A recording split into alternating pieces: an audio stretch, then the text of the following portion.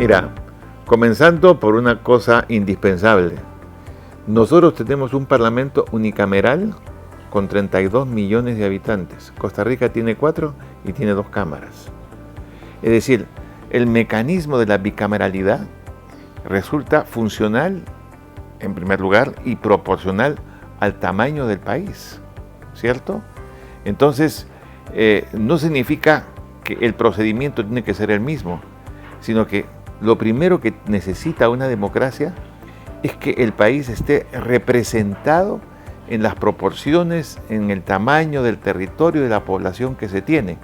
Ese es lo que explica el bicameralismo en las principales democracias del mundo, que son los países más avanzados también en términos de funcionamiento de la justicia, funcionamiento de la legalidad democrática, etc.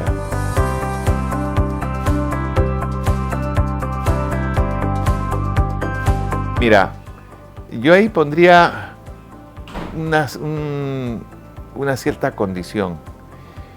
Si reformamos la descentralización y la regionalización, que no está funcionando bien, ¿no es cierto? Y por consiguiente, el gobierno subregional encuentra un nivel de participación dentro de lo que se llama el esquema del poder central. Obviamente, en ese caso, tendríamos que trabajar con un sistema donde el Senado no sería necesario, porque el descentralismo y la regionalización, en otras cosas, tendría un tamaño territorial mayor, una mayor población, y esas regiones tendrían asambleas legislativas que hoy en día no tienen, ¿no es cierto? Entonces, si pensamos realmente en un esquema nuevo, moderno, la existencia del Senado es directamente proporcional a lo que se hace y cómo funciona la descentralización y la regionalización, porque no te olvides que un parlamento es ante todo representación.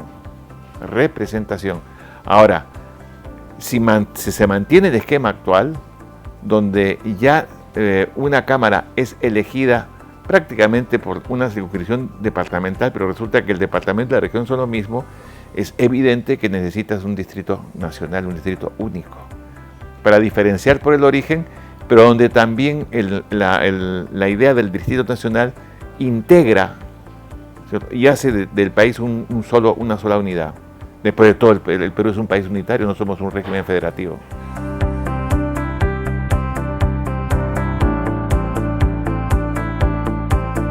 Bueno, en parte te acabo de contestar, ¿no? Porque yo creo que hay que diferenciar.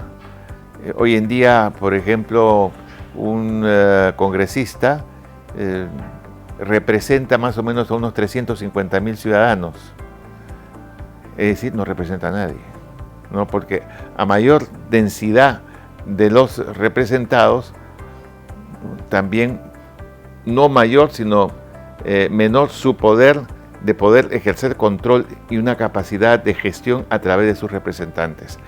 Entonces, hay que ver cómo se modifica la ley electoral. Yo creo que eso es absolutamente necesario e indispensable.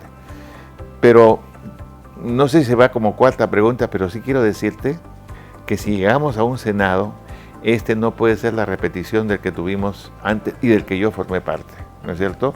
Porque hay modelos no solamente de representación, sino de cómo se dividen las funciones. O sea,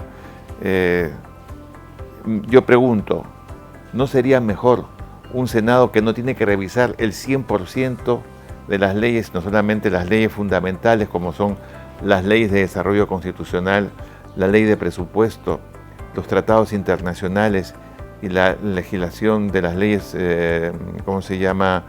orgánicas, dejando a la otra Cámara el conjunto de la ley ordinaria, de tal manera que el sistema bicameral distribuye funciones y ambas cámaras en su terreno o tienen cada una su propia función o se unen en una relación de congreso bicameral para aprobar, por ejemplo, la ley de presupuesto o para aprobar los tratados internacionales de los que Perú es parte. Pero en este esquema, que además, en cierto modo, hay constituciones que sí desagregan y diferencian qué legisla qué, ¿no es cierto? Es el caso de la Constitución francesa de 1958, habría que buscar un modelo donde el Senado no sea una cámara política, o sea, no interpela, no censura, no investiga. Todo eso tiene que hacerlo la Cámara Baja o diputados, y el Senado tendría más bien otras funciones, como por ejemplo la ratificación de los altos cargos del Estado, el defensor del pueblo, los representantes del BCR, el contralor, etcétera, etcétera, ¿no es cierto? Y de ese modo, ¿qué es lo que permitimos? Permitimos que junto a una cámara política hay una cámara que es de mayor reflexión, de análisis, donde se discute el plan nacional, por ejemplo, en el Senado. ¿Por qué? Porque las intervenciones son más largas, más, si se quiere, académicas en el manejo de las variables económicas o de las variables de la infraestructura territorial y así sucesivamente. Hay que ir al sistema bicameral, pero con tanto la Cámara Baja como la Cámara Alta, por utilizar denominaciones tradicionales, modernizadas en su función legislativa y más cercanas a los ciudadanos.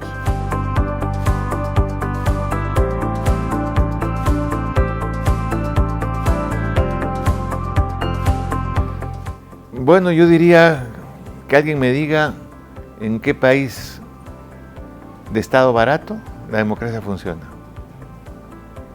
La democracia cuesta. Yo no veo ninguna razón para que un buen gerente reciba un sueldazo de 40.000, 50.000 soles, ¿no? Y al representante se le pague una mínima cantidad, porque entonces se dedicará a otras cosas y no a la función principal, que es la de legislar, representar, fiscalizar.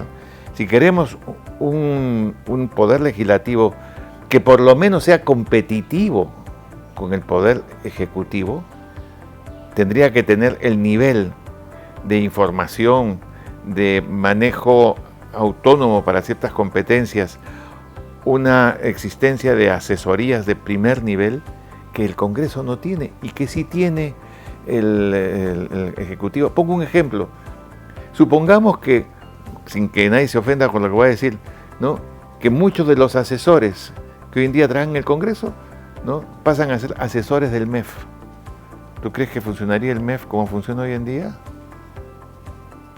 No, ¿no es cierto? Yo digo que se queden los asesores del MEF ahí, pero ¿por qué el Congreso va a tener asesores que son profesionales de primer nivel, óptimos en su conocimiento, en su manejo, si finalmente la ley en un 50 o un 60% la hacen los asesores, la hacen los funcionarios? El debate público, el posicionamiento político es el debate hacia afuera, pero digamos, el laboratorio de la ley está dentro y depende de la calidad de las personas que se tengan. De manera que puede costar un poco más, pero tampoco estoy pensando en un Senado de 180 personas. Estoy pensando en un Senado que garantice un mínimo de representación a las regiones y a la más grande de todas, que es Lima.